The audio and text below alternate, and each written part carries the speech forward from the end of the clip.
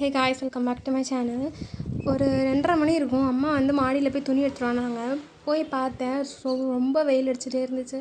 துணியெல்லாம் எடுத்துகிட்டேன். சரி சுற்றி பார்த்துட்டு வருவோமேன்னு சொல்லிட்டு சும்மா அங்கே நின்றுட்டு இருக்கோம்ல, மாடிக்கு போனால் அது நின்றுட்டு இருக்கும்போது தோட்டத்தை பார்த்தா இந்த பக்கம் இருக்கல பெரிய தோட்டம். அதை பார்த்தோம்னா வந்து தக்காளி செடி நிறையா இருக்குது. 3-4 செடி இருக்குது. அங்கே வந்து ரெட்டாக வந்து தொங்குது. என்னடா அது, நம்ம நேற்று பறித்தோம் அப்படின்னு பார்த்தா நேற்றிலும் முந்தா நேற்று பறிச்சிருக்கேன். இப்போ வந்து ஓரளவு காய்ச்சிட்டுன்னு வச்சுக்கோங்களேன். அதுக்கப்புறம் வந்து பழுத்துக்கிட்டே இருக்கும். ஒரு நாள் விட்டு தினமும் கூட பழுக்கும். அதனால் பார்த்துட்டே இருக்கும்போது நிறையா ஒரு 2-3 இடத்துல ரெட்டாக தெரிஞ்சிச்சு, ஆரஞ்சாகவும் தெரிஞ்சிச்சு. அப்புறம் கீழே போய் பார்த்தா அவ்வளோ இருக்குது தக்காளி.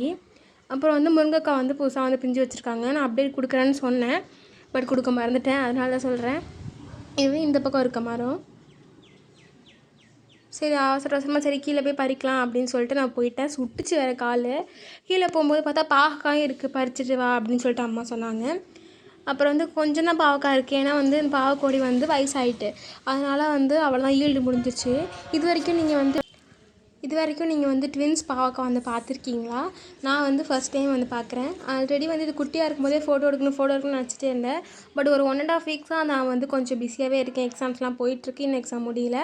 அதனால் தோட்டத்துக்குள்ளே வர வேலையில் வந்தால் கூட தக்காளி பறிச்சுட்டு போயிடுவேன். இதெல்லாம் வந்து பார்க்கவே இல்லை, அதனால் ஃபோட்டோ எடுக்க முடியல. சரி வளர்ந்துட்டாங்க பறிப்போன்னு பார்த்தா வந்து ஓரளவு தான் வளர்ந்துருக்காங்க. எங்கள் அம்மா வந்து பறின்னு சொன்னாங்க. நான் கொஞ்சம் வளரட்டும்னு நினச்சேன். ட்வின்ஸ் வந்து ஓரளவுக்கு மேலே வளர மாட்டாங்க. அதாவது காய்கறியை பொறுத்த வரைக்கும் வளரவும் லேட்டாகும். அதுக்கப்புறம் தனியாக சமைக்க முடியாது, பத்தாதில்ல. அதனால் வந்து இன்னொரு காய் இருந்துச்சு, அதோடய போட்டு சமைச்சிடலாம் அப்படின்னு சொல்லிட்டு நாங்கள் வந்து பறிச்சிட்டோம். அப்புறம் வந்து மிதிப்பாகல், அப்புறம் மீடியம் சைஸ் பாவக்காய் இருக்கும் இல்லையா, அதுவும் வந்து இருந்துச்சு. சரி அதோடய சமைச்சிடலாம்னு சொல்லிட்டு 2த்தையும் நாங்கள் வந்து பறிச்சிட்டோம். டிஃப்ரென்ஸ் தெரியும்னு நினைக்கிறேன். இது வந்து 1, இது வந்து 2. இது வந்து 2 பூ இருந்துச்சு. 2 பூவும் வந்து ஜாயிண்ட் ஆகி வளர்ந்துருக்குன்னு நினைக்கிறேன். எனக்கு கரெக்டாக தெரில. பட் இது குட்டியாக இருக்கும்போது 2 பூவுமே வந்து அது பாவக்காயோட அட்டாச் ஆகி இருந்துச்சு. இது வந்து எங்கள் தோட்டத்தில் இருக்க தக்காளி செடியிலே ஃபஸ்ட்டு வந்து தக்காளி செடி. இது வந்து வெள்ளை முளைச்சிருந்து நாங்கள் ஒன்று நட்டு வச்சோம் அந்த செடி. இதுங்க வந்து ரொம்ப வந்து அஃபெக்ட் ஆகிட்டாங்க. இதுக்கப்புறம் ஈல்டு கொடுக்க மாட்டாங்க. பட் கொஞ்சம் காய் இருக்குது, அது பழுக்கட்டும்னு சொல்லி விட்டுருக்கோம். பழுத்தோன்னா வந்து அதை கட் பண்ணி நாங்கள் வந்து போட்டிருப்போம். பக்கத்தில் இருக்கவங்க வந்து தேர்டாக வந்தவங்க, அதாவது இது வந்து எப்படி சொல்கிறது, தானாகவே முளைச்சாங்க. ஏன்னா ஃபுட் வேஸ்ட்டெல்லாம் போடுறோம் இல்லையா, அந்த காய்கறி வேஸ்ட்டெல்லாம், அதனால் வந்து தானாகவே முளைச்சாங்க. அதே இடத்துல நாங்கள் வந்து கம்பு ஊனி வந்து நட்டு வச்சுருக்கோம். இப்போ இவங்க தான் வந்து கொஞ்சம் ஈல்டு கொடுத்துட்ருக்காங்க. ஆனால் இவங்க வந்து கொஞ்சம் சின்ன செடி தான்.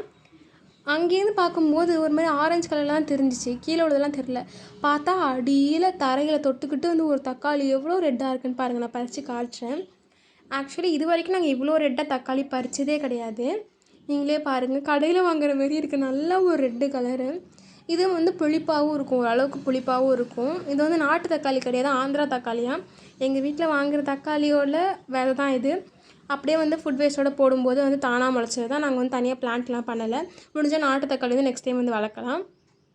இது வந்து தரையில் இருந்ததுனால தான் வந்து அணில், மயில், அப்புறம் வந்து குருவிகளெல்லாம் மாட்டாமல் வந்து தப்பிச்சிருக்கு. அதுவுமே வந்து இன்னொரு இடத்துல வந்து குட்டி பழம் கூட கிடையாது, காய் தான், தண்ணியில் பட்டு அழுகி போய் ஃபங்கல் அந்த மாரி இருக்குது. இதேமாரி செகண்ட் செடியிலேயும் ஒன்று ஆச்சு. அப்புறம் வந்து பார்த்திங்கன்னா, இது நான் ஃபஸ்ட் டைம் வந்து பார்க்குறேன் தக்காளி செடியில். இது வந்து எப்படின்னா வந்து தக்காளி தான், அது செடியோடு தான் அட்டாச் ஆகிருந்துச்சு, தனியாக கூட விழுவலை. பட் பார்த்திங்கன்னா இந்த குட்டியில் வெம்பி போகும்னு சொல்லுவாங்களே மாங்காய்லாம், அதுமாரி குட்டியிலே வந்து பழுத்துருந்துச்சு. இது யூஸ் கிடையாது சொல்லிட்டு நான் கீழே போட்டு வந்துட்டேன். இது வந்து நான் ஃபஸ்ட் டைம் பார்க்குறேன். இது எதனாலன்னு தெரிஞ்சால் நீங்கள் வந்து கீழே வந்து கமெண்ட் பண்ணுங்கள். அப்புறம் வந்து இந்த பக்கம் பார்த்திங்கன்னா வந்து ஒரு தக்காளி இருக்காங்க. பட் வந்து ஒரு மாதிரி கோடு மாதிரி இருக்காங்க. ஏன்னா அவங்க மேலே வந்து ஏதோ கொடி சுற்றி இருந்திருக்கு போல இருக்குது. அதை கட் பண்ணிட்டோம். பட் அந்த இம்ப்ரெஷன் அப்படியே வந்து இருந்துச்சு. நம்ம வந்து ஆர்கானிக்காக பண்ணுறோம், எந்த ஒரு உரமுமே போடாமல், ஃபெர்டிலைசர் எதுவுமே போடாமல் நம்ம வந்து பண்ணுறோம் அப்படிங்கிறப்ப நம்மளுக்கு வந்து இதுமாரி விஷயங்கள்லாம் நடக்க தான் செய்யும். இது வந்து ஒன்றும் அவ்வளோ பெரிய விஷயம் கிடையாது. பட் என்னென்னா செடியே வந்து வைரஸ் அட்டாக்னால வந்து கொஞ்சம் சஃபர் ஆகுது தக்காளி செடி. அது என்ன வைரஸ் அட்டாக்கா என்ன அட்டாக்குன்னு தெரியல. அது மட்டும் கொஞ்சம் ரெக்கவர் பண்ணணும். இது வந்து நாளைக்கு பறிக்கலாம்னு நினச்சோம். பட் நாளைக்கு எனக்கு காலேஜ் இருக்குது, வரவே 6 மணி ஆகிடும். 6 மணிக்கு அப்புறம் தோட்டத்துக்குள்ளே வந்தோம்னு வச்சுக்கோங்களேன், அதில் தான் கொசு பிடுங்கி தின்றும். அதனால நம்ம இன்றைக்கே பறிச்சிடலாம் அப்படின்னு சொல்லிட்டு. ஏன் அம்மா இருப்பாங்களே, அம்மா பறிக்கலாம்ல அப்படின்னு கேட்டிங்கன்னா, நான் தக்காளி செடியில் வந்து யாருமே பறிக்கக்கூடாதுன்னு சொல்லி வச்சுருக்கேன். நான் மட்டும்தான் பறிப்பேன். அது என் செடி, அது 3மே வந்து என் செடின்னு சொல்லி வச்சுருக்கேன். அதனால் எங்கள் அம்மா வந்து பறிச்சானா நான் வந்து திட்டுவேன். அதனால் வந்து எங்கள் அம்மா நீயே வந்து பறி, அழுகி போனாலும் நீ தான் பார்த்துக்கணும் அப்படின்ட்டாங்க. தண்ணி ஊற்றுறப்ப மட்டும் அம்மா வந்து ஹெல்ப் பண்ணுவாங்க. அப்புறம் வந்து செகண்ட் செடி, இது வந்து தென்னை மரத்துக்கு பக்கத்தில் இருக்குது. இவங்களாம் இருக்கிறதுலே வந்து பெரிய செடி. இவங்கள்ட்ட வந்து இப்போதைக்கு 2 பழம் வந்திருக்கு. நம்ம 2த்தையும் வந்து இப்போ வந்து அறுவடை பண்ணிக்கலாம். இது வந்து நான் ஷார்ட் வீடியோவில் போட்டிருப்பேன் 6 அடிக்கு தக்காளி செடியா அப்படின்னு சொல்லிட்டு. அந்த செடி தான் இது. இப்போ வந்து இது 9 அடிக்கு வளர்ந்துருக்காங்க. அதனால் நாங்கள் வந்து 6 அடி 7 அடி இருக்கும்போதே நாங்கள் வந்து சாய்ச்சி வச்சுட்டோம். செவுத்துல இருந்தால் மேலே மேலே போயிட்டுருக்கு, வெயிட் தாங்காமல் உடஞ்சிரும், செடி வேஸ்ட்டாக போய்டும்னு சொல்லிட்டு நாங்கள் வந்து தென்னை மரத்தில் வந்து கீழேருந்து ஒரு மூங்கில் தென்னை மரத்தில் சாய்ச்சி அது மேலே ஓட விட்டுருக்கோம், கட்டி விட்டுருக்கோம். ஸோ கொடி மாதிரி இருக்கும், ஈஸியாக இருக்கும் பறிக்கிறதுக்குன்னு சொல்லிட்டு விட்டுருக்கோம். இதில் பார்த்திங்கன்னா தக்காளி வந்து ஃபுல்லாக வந்து பழுக்க மாட்டேங்கிறாங்க, இதுமாரி பேட்ச் பேட்சாக வந்து ஆகுது. இதுவும் என்னன்னு தெரிஞ்சால் கீழே கமெண்ட் பண்ணுங்கள், எனக்கு சரியாக தெரியல. நான் வந்து இத்தனை நாள் வந்து ஹாரஸ் வீடியோ வந்து அவ்வளோவா எதுவும் போட்டது கிடையாது. முடிஞ்சது ஷார்ட் வீடியோலேயே வந்து போட்டிருவேன். ஹாரஸ் பண்ணதுக்கப்புறம் தான் நான் வந்து போடுவேன். ஏன்னா வந்து தோட்டத்தில் வந்து ஹாரஸ் பண்ணதெல்லாம் வீடியோ எடுத்தோம் அப்படின்னா வந்து ஹாரஸ் பண்ண முடியாது. ஃபோன் நிறைய தடவை நான் கீழே போட்டிருக்கேன். அதனால் நான் வந்து ஹாரஸ் வீடியோ வந்து எடுக்க மாட்டேன் அவ்வளோவா. பட் என்னன்னா தக்காளிலாம் காட்டும்போது 2-3 பேர் நேரில் இருந்து என்கிட்ட கேட்டாங்க, அவ்வளோ உங்கள் தோட்டத்தில் என்ன பறிக்கிறீங்களா, எப்படி நம்புறதுன்ற மாதிரி கேட்டாங்க. ஆக்சுவலி யூடியூப்பில் இப்படி கமெண்ட் வந்திருந்தால் கூட நான் அப்படியே விட்டுருப்பேன் அப்படியே. பட் வந்து யூடியூப்பில் வீடியோ பார்த்து நேரில் வந்து சொல்கிறாங்க பாருங்கள், தெரிஞ்சவங்க க்ளோஸாக இருக்கவங்க, அப்படி நம்பிக்கை இல்லாமல் சொல்லும்போது நம்ம ஒன்றும் பண்ண முடியாதுல்ல. அதுக்காக தான் இந்த வீடியோ. எங்கள் தோட்டத்துலேருந்து தான் நாங்கள் வந்து பறித்து யூஸ் பண்ணுறோம். இதை வந்து ப்ரூவ் பண்ணுறதுக்காக சொல்லலை, நம்ம தோட்டத்துலேருந்து நம்ம பறித்து யூஸ் பண்ணுறோம் அப்படிங்கும்போது நம்மளுக்கு ஒரு ஹாப்பினஸ், அதை வந்து அடுத்தவங்களுக்கு ஷேர் பண்ணுறோம், அவ்வளோதான். எங்கள் மாடி தோட்டத்தில் வந்து நிறையா நாங்கள் வந்து செடி வச்சுருந்தோம். இப்போ மாடி தோட்டமே இல்லை, ஒரு செடி கூட இல்லை. இந்த வெயிலுக்கெலாம் வந்து ஆலோவேரா வச்சா கூட செத்து போயிடுது. அதனால் மாடியில் இருக்க செடியெல்லாம் கொண்டு வந்து கீழே வச்சாச்சு. சும்மா தான் போனோம், பார்க்கவும் தக்காளியும் பறிக்கலான்னு. மிளகாவே இல்லையேன்னு ஃபீல் பண்ணிகிட்டு இருந்தோம் நானும் அம்மாவும். மிளகா செடி வந்து ஏன்னா வந்து எங்கள் ஹிப் சைஸ்க்கு வந்து ஹைட்டுக்கு வந்து வளர்ந்துட்டாங்க. பட் வந்து பூவெல்லாம் பூத்தாங்க, பட் பூவெல்லாம் காணும், ஆனால் மிளகாவே இல்லை.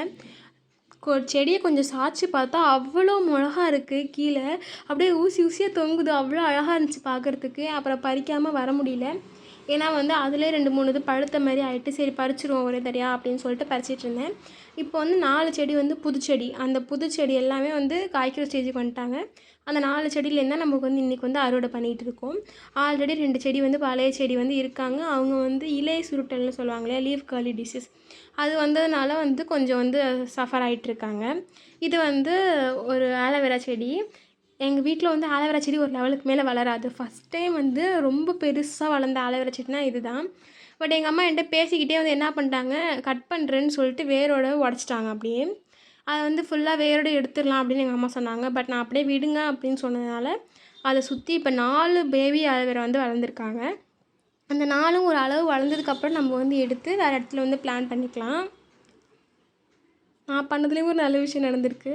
அப்புறம் வந்து பார்த்திங்கன்னா, என்னடா ஒரே ஒரு லீஃப் மட்டும் இருக்கேன்னு பார்த்தா, அந்த பாடி ஃபுல்லாக வந்து மண்ணுக்குள்ளே இருக்குது, ஒரே ஒரு லீஃப் மட்டும் வந்து நட்டுக்கு நிற்கிது ஆலோவேராவில். இந்த இடம் வந்து ஒரு ஆலோவேரா கார்டன்னே வந்து சொல்லலாம். ஏன்னா வந்து ஒரு 7-8 செடி வரிசையாக நாங்கள் வந்து வச்சுருக்கோம். அப்புறம் இந்த டப்லேயும் வந்து 2 வச்சுருக்கோம். ஆலோவேரா தனியாக, தக்காளி தனியாக, மிளகா தனியாக, சர்க்கரை கிழங்கு தனியான ஒரு கார்டனே வந்து இன்ச்சாக பிரித்து வச்சு நாங்கள் வந்து வச்சுருக்கோம்.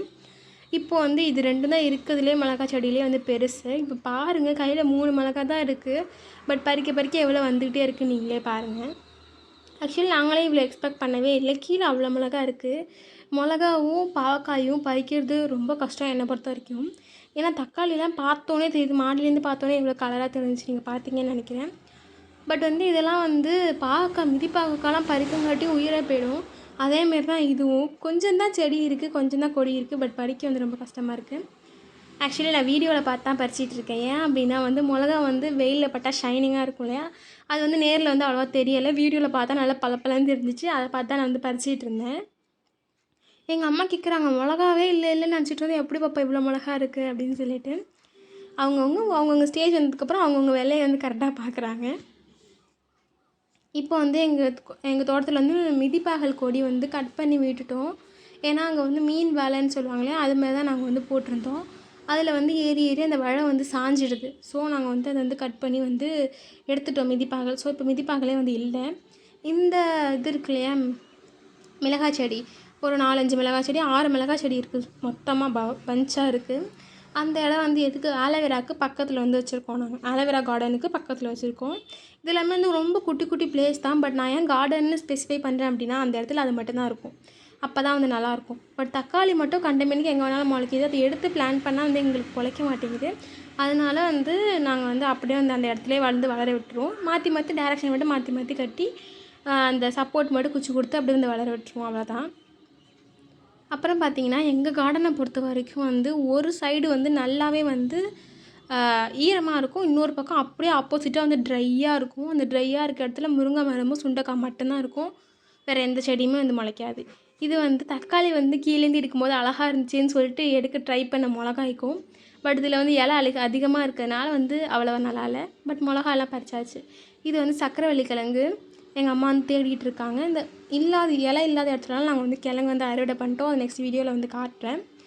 இது வந்து எத்தனை நாள் வந்து இந்த பயிர் இருக்கும், எப்படி வந்து அறுவடை பண்ணுறது, எப்படி வளர்க்குறது, என்ன உரம் போடணும், இதெல்லாம் உங்களுக்கு தெரிஞ்சுன்னா கீழே கமெண்ட் பண்ணுங்கள்.